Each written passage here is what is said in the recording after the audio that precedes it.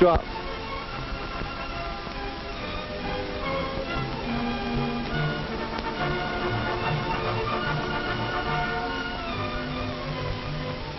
There, that's real balance and poise. The teamwork we're watching represents one of many ways to build balance and poise, along with skill, strength, and general physical fitness. And there are other things to be gained from this sort of activity. And to find out what they are, let's meet some of the members of this group. This is Ernie Allen. Note the well-developed body, no surplus of soft fat. Here's Hal Thompson. Notice his alertness, his bright interest. And meet Jean Taylor.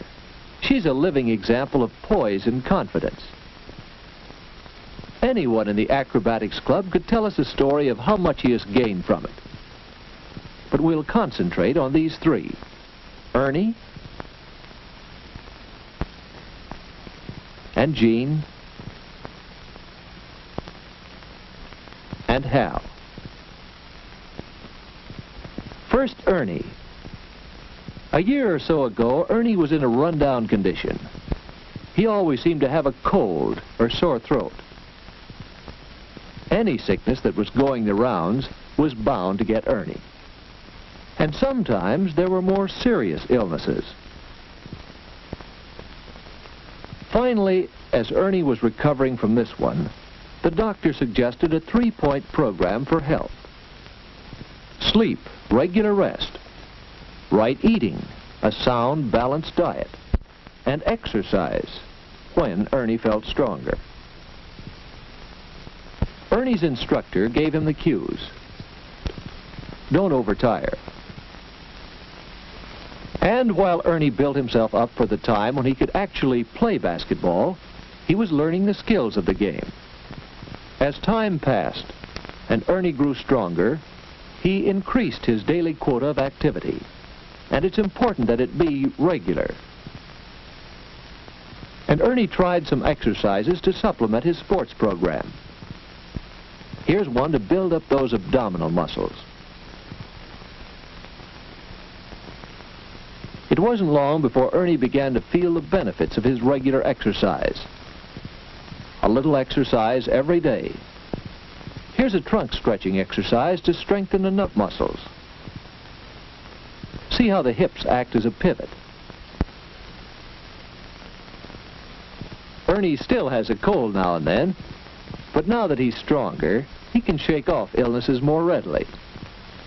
Ernie found that he could build good health and enjoy it. And certainly everyone here has sound health. Exercise builds good health. What about Jean Taylor? What's her story?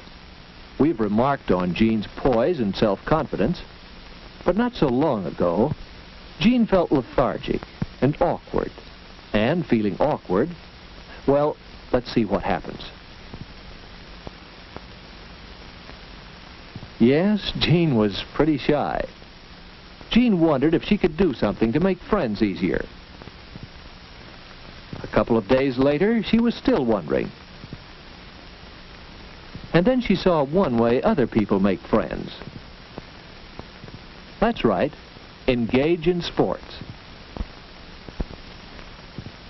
But no, Jean wouldn't dare. She'd be so clumsy and awkward.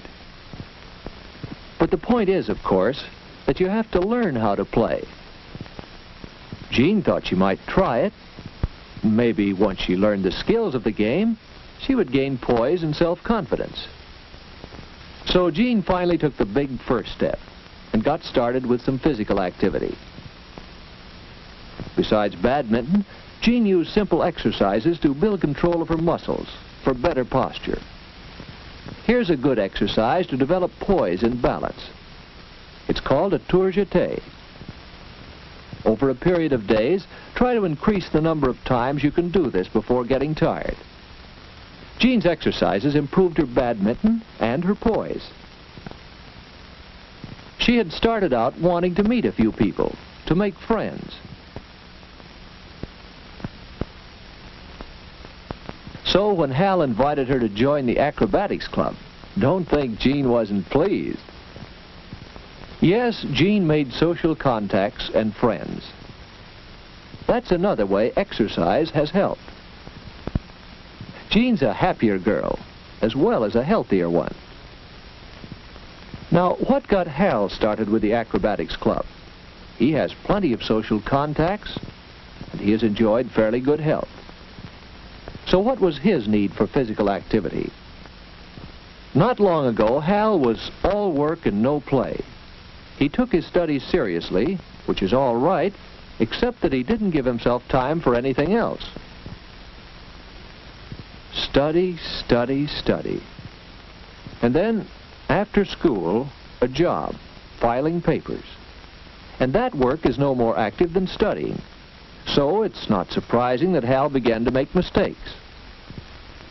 He had a steady diet of thinking, and he had no release for nervous energy. He became tense and irritable. He needed some other activity as an outlet for his emotions.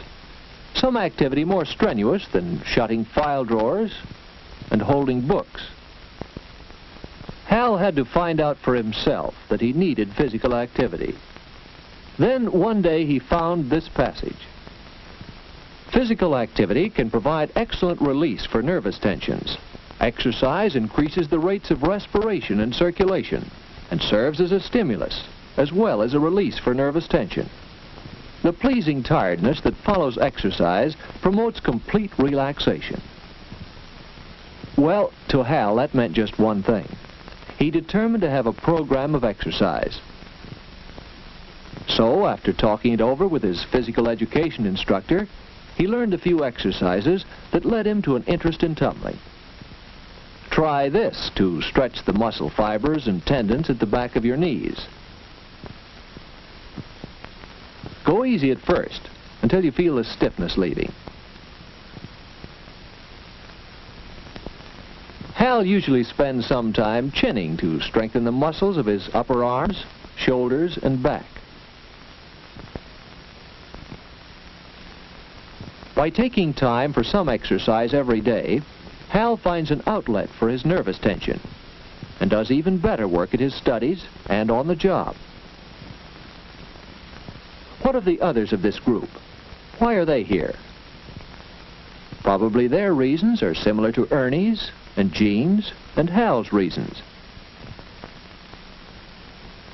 Perhaps they want exercise to increase their strength and endurance and to improve their balance and flexibility. Perhaps they want to establish outlets for their emotional tensions.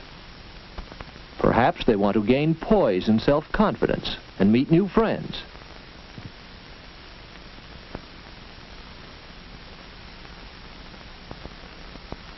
Of course, tumbling is only one of the many ways to obtain exercise.